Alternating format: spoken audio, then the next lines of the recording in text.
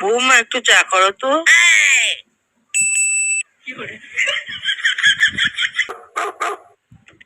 বলছি 3 কাপের বেশি জল নিও না, 1 কাপ দুধ দিও কিন্তু, আর 1 চামচ চা পাতা, বেশি লিকার যেন না হয়। বলছি 2 চামচ চিনি দিও।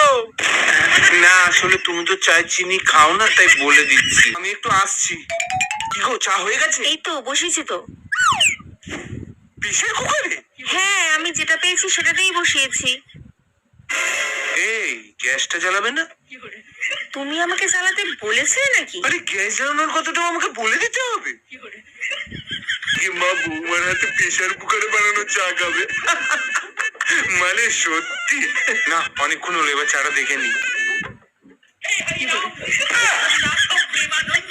কি হলো, হয়নি?